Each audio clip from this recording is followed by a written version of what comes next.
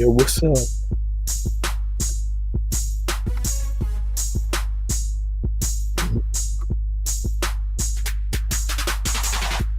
Right.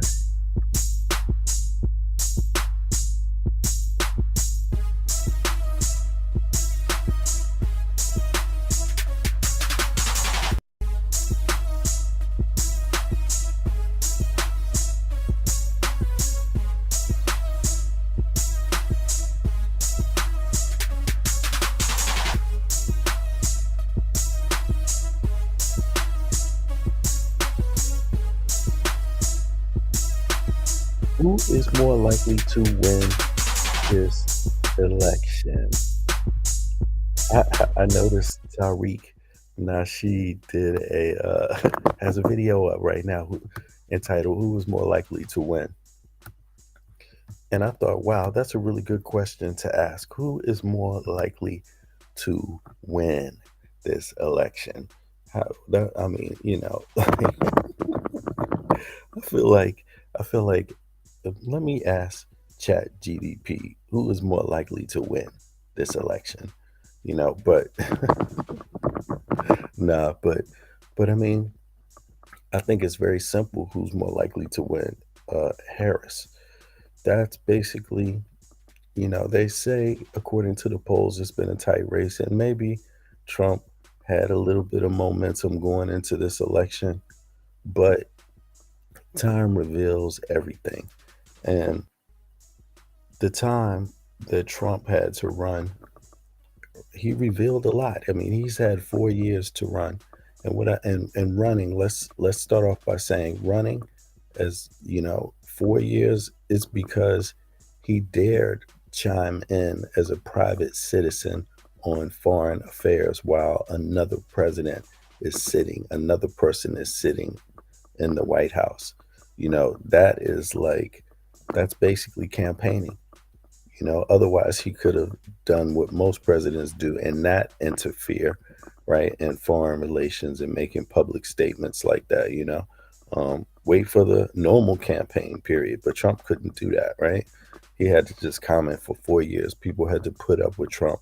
So people know who Trump is. Trump has had enough time to reveal himself. And since since Trump has been part in somehow or connected to some sort of you know attempt to sow chaos and violence in the US politically, supported by foreign nations, by the way, a couple, right? Disinformation campaigns and things like that online, active, very big, ones that have been active for years now, essentially sowing seeds of doubt and, just trying to magnify negativities and nullify any positive grounds, and put people against each other. MAGA is an extremist movement. It is a fascist movement. So, you know, what else could the people do now? Unless you believe that most of the voters or that a good percentage, let's say a good percentage of the voters are fascist, then maybe you would think that Trump would win. But I don't think that's the case. What's up, Donnie? At Break Room. What's up, y'all? Yeah, I just wanted to chime in. I had a good discussion. We had a good discussion here the other day with Andrea and also Angie, right? And so that was pretty cool. But yo, what's y'all prediction? Who do you think is going to win? Since Tariq want to ask, he asked that question. Look, he asked the question right here. It's on the screen. Boom, to the left. Who is, as a matter of fact, let me blow it up a second. I don't want him to strike the video, so let me skip, yes, and Be pause it. hot. So Right. So yeah, who is more likely to win? Who is more likely to win? Let's see here. This chat is moving so fast. I wish I could. get it to slow down. Can you? As a matter of fact, I think I can. I can say like this, and then like this.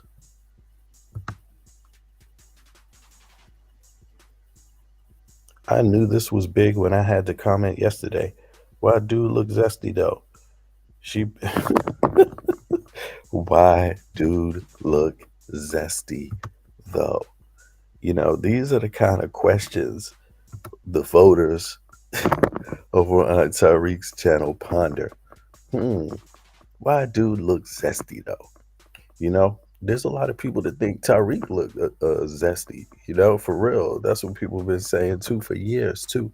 They say he got a little bit of sugar in his tank. I mean, but hey, that's how the internet rolls.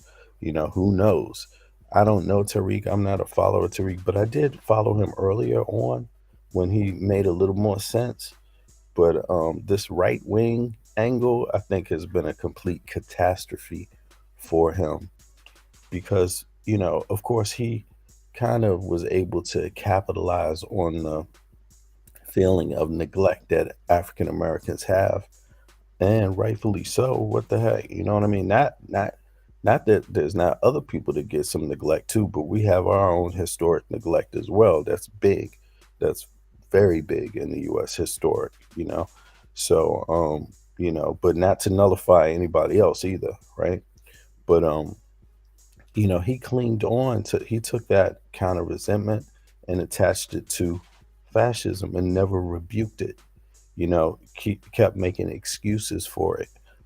And people that went along with him, they just slowly, step by step, also fell for the okey doke. They're like a mirror of MAGA, the black MAGA. And now, I mean, I don't understand it. I don't know if Tariq supports people like Mark Robinson, but the thing is that you know I think in a way, since Tariq connected himself so much to Trump, you know, it's kind of like you kind of have to ask yourself, like, where was your insight? If it was a mistake or you don't like somebody like Mark Robinson, like, well, then why are you so similarly, saying things that are similar in a way, that maybe they're not the same things, but why would you even be associated with someone that's associated with a Mark Robinson? What Trump supports Mark Robinson. If you support Trump, what the what how could that work? Unless you really support Mark Robinson too. I mean, does Mark Robinson support you, Tariq? That's what I wonder. But in any case, let me see what it says. Do you think Trump is strong right now? Do y'all think Trump is looking good right now? Um, it's not sounding good in right wing media either, right about now. But let me see here. I only got a few, like 15 minutes maybe. But let's see. Let me see what I can. Oh my God, all this Trump stuff came up. Let's see here, Bob. Oh, really? 8 hours ago? This is interesting. Let's see. Let's see what this is about. Let's go commercial. The Des Moines Register is out with a brand new poll. News. The Des Moines Register is out with a brand new poll conducted by J.N. Selzer's firm. This, as you know, is the gold standard of polling in Iowa, and it shows Vice President Harris with a 3-point lead over Donald Trump in that state. Harris has the support of 47% of likely voters to Trump's 44%. That result within the margin of error. Joining us. Yeah, the result is in the margin of error in the polling, but yeah, that may be true, but I don't know when I look at the qualitative data, the other, not just the poll, but the other things like the fact that so many Republicans are coming out publicly speaking against Donald Trump and saying that they're voting for Trump. Independents, like people with Nikki Haley, right? They're coming out recently. I mean, that's not normal qualitative data. That is extraordinary qualitative data, right? To go along with this quantitative poll they put up there, right?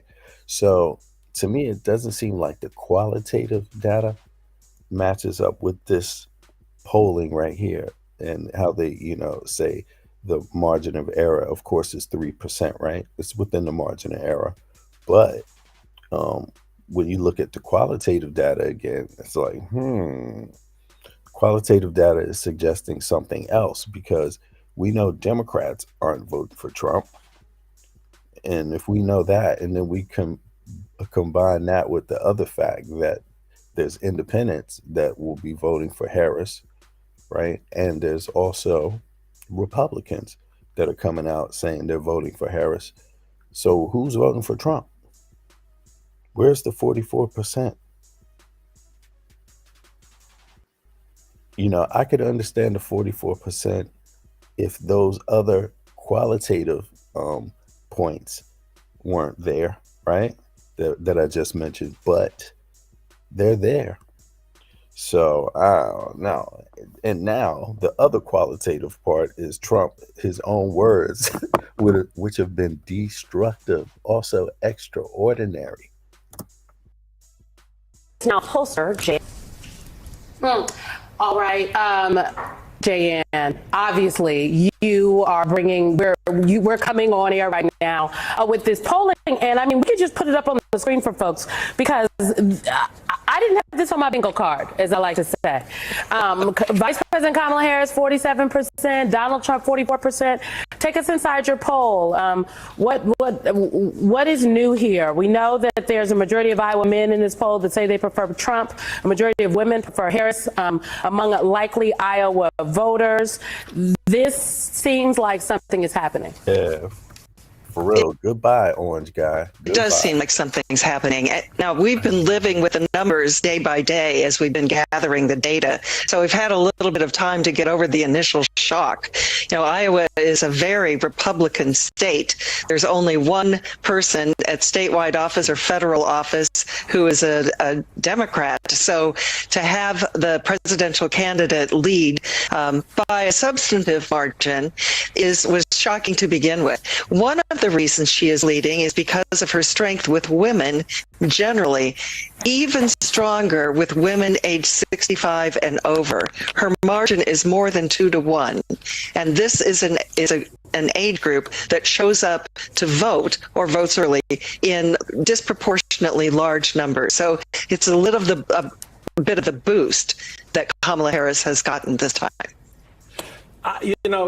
For me, this is very telling of a lot of the and the importance of a little thing called ground game. And when a campaign coming in with 107 days to make the case to communities across the country, and we know the importance of communities like ours. Iowa is a bellwether, particularly to the election as it is in the beginning, right? So here we are at the end.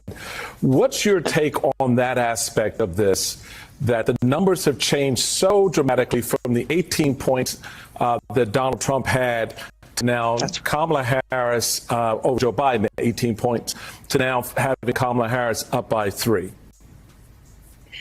It's, clearly there's something going on here if our poll numbers are correct, and it's the same method that I've used really since I started polling. So we have a good accuracy rate. We're comfortable with what it is that we do, which is to allow our data to reveal to us what's happening with the future electorate. So that may be the little lucky charm here, is that we're able to uncover the change that's happening on the ground. We certainly know anecdotally, as you drive around the metro area you see far more, I guess I'd say far fewer Trump signs than we've seen in past cycles. But, it's hard to put too much faith in that. So now we have some hard numbers. We'll see. I will just mention that neither of these candidates gets to 50%.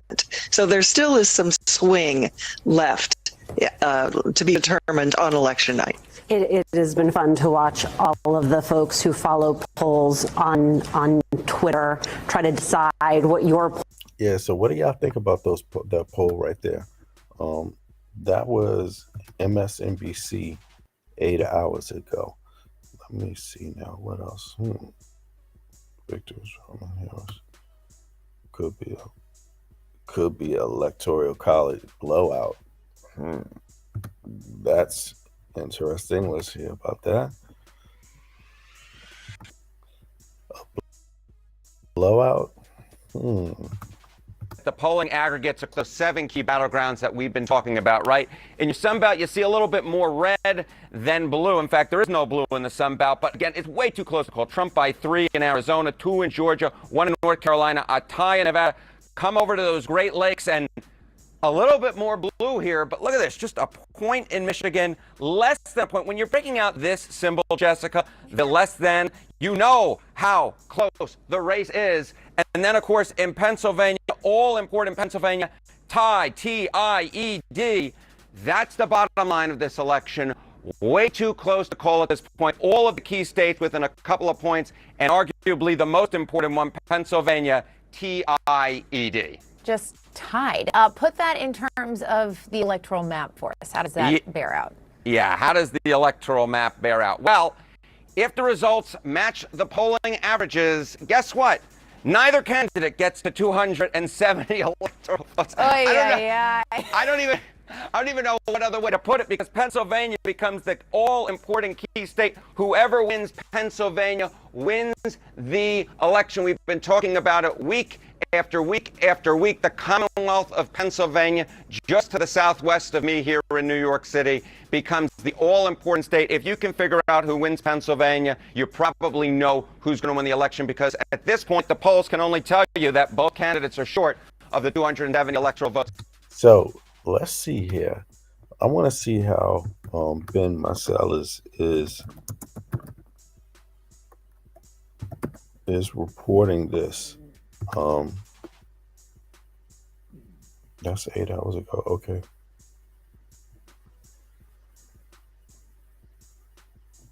Let me go to first just the main page and see what's there. Okay.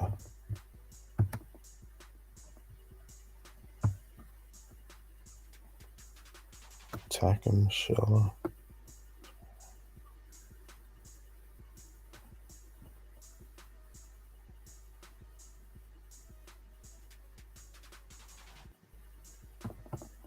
Yeah, it can't be.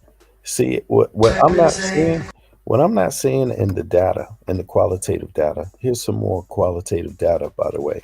Let me know if the mic is working, if y'all can hear me.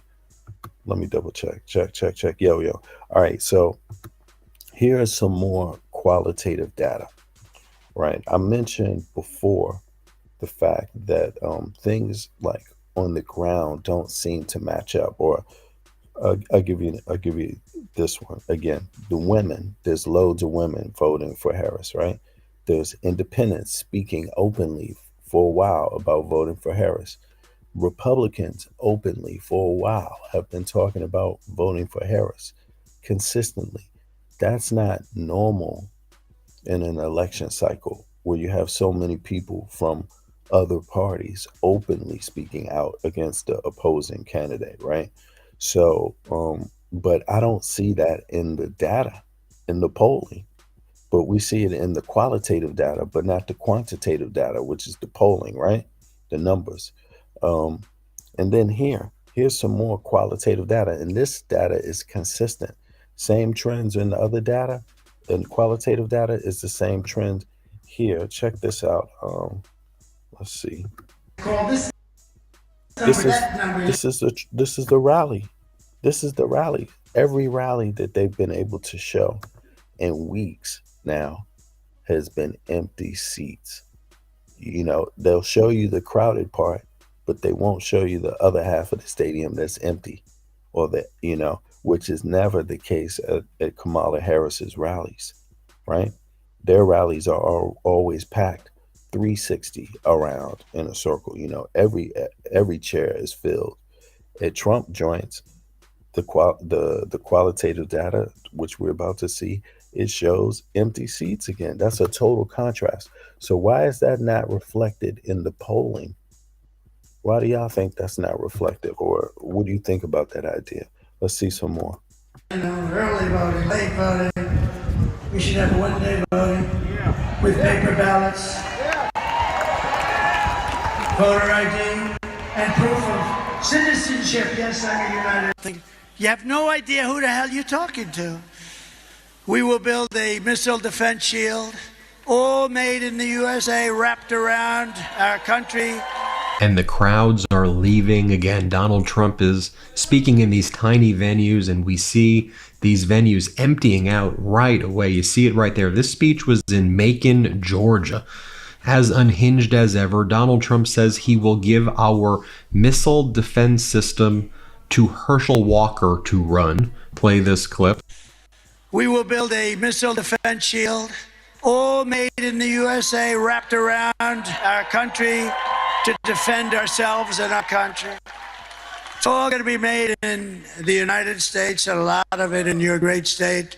We'll put Herschel Walker in charge of that little sucker, okay? And we're going to do that. You know who Herschel Walker it's our is, technology. right?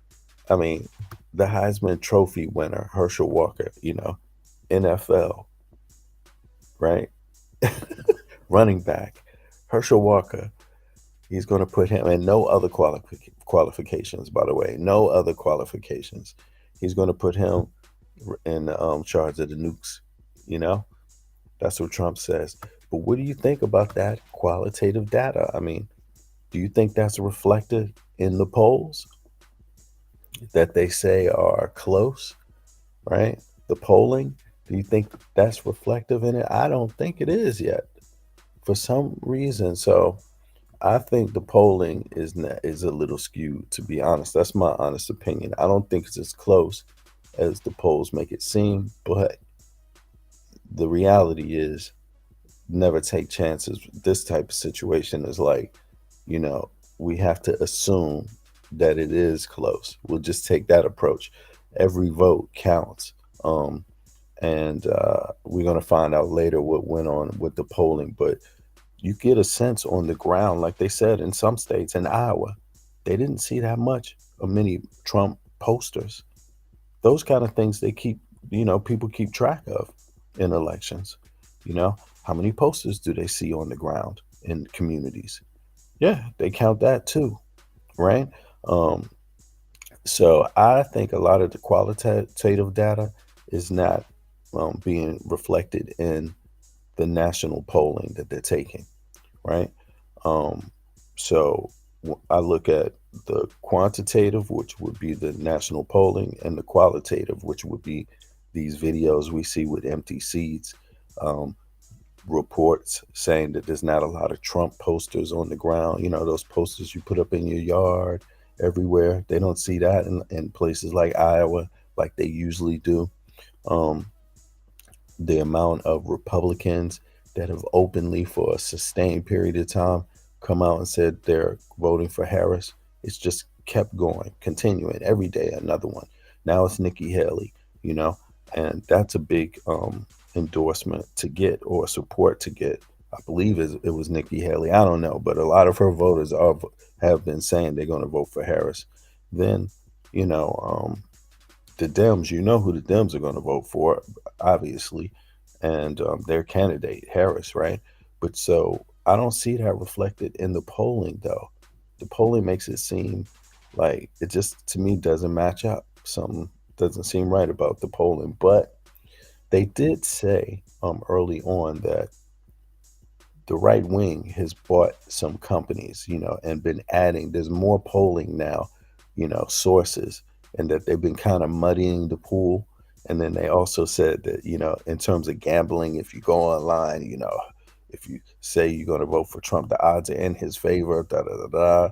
You know, like that's going to be reflected in the polling, right? So that's their qualitative.